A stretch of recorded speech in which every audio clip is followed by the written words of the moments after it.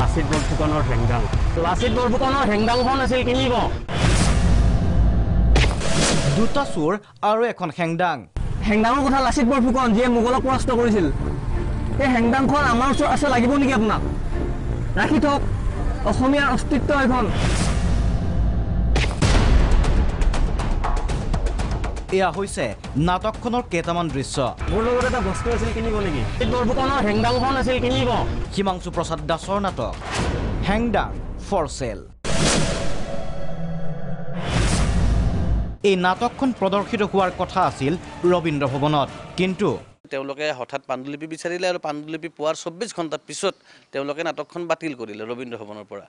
নাটকখন ৰবীন্দ্ৰ ভৱনত প্ৰদৰ্শন কৰিব নিদিয়াৰ আন এক অজুহাত দিলে কৰোনাৰ সংক্ৰমণ।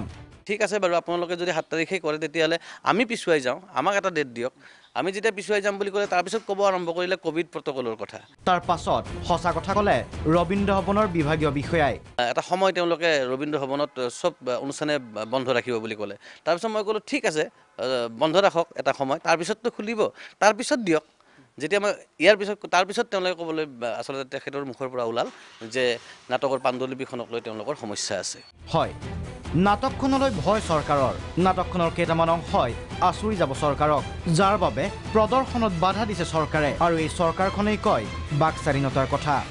কংগ্ৰেছৰ পুৰণা যিটো প্ৰৱণতা গণতন্ত্ৰক নিঃশেষ কৰাৰ, সেই প্ৰৱণতাৰ ইয়াত প্ৰতিফলন ঘটিছে। বিনা স্বত্বে অতি শীঘ্ৰে অৰ্ণৱ গোস্বামীক মুক্তি দিব লাগে। অৰ্ণৱ গোস্বামীক যিটো গ্ৰেপ্তাৰ কৰা ঘটনা হ'ল, সি আমাক কংগ্ৰেছ দলে জৰুৰীকালীন অৱস্থা ঘোষণা কৰাৰ দিনলৈকে আকৌ এবাৰ ঘূৰাই লৈ গৈছে। চৰকাৰে এনেকৈয়ে ৰুদ্ধ কৰিব পাৰিব নেকি প্ৰতিবাদী কণ্ঠ?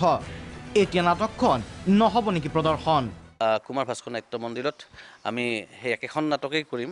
আমাৰ ঠাই সলনি হৈছে, কিন্তু আমাৰ কথা সলনি হোৱা নাই। আৰু যিখন নাটক আছিলে সেইখন নাটকেই প্ৰদৰ্শন কৰা হ'ব।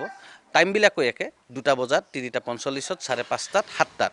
এই 4টা টাইম, এই 4টা টাইমত নাটকখন প্ৰদৰ্শন কৰা হ'ব। পূৰ্বৰ নিৰ্ধাৰিত সময় দিন অৰ্থাৎ 7 নৱেম্বৰতেই প্ৰদৰ্শন কৰা হ'ব হেংদাং ফৰ চেল। বৰফুকনৰ যে হেংদাং, লাচিত বৰফুকনৰ হেংদাং। ভিডিঅ' জাৰ্নেলিষ্ট ৰিজুৰ সৈতে ভাস্কৰজ্যোতি দাস ৰিপৰ্ট, প্ৰাগ নিউজ। হেংদাঙৰ কথা লাচিত বৰফুকন যিয়ে মোগলক পৰাস্ত কৰিছিল।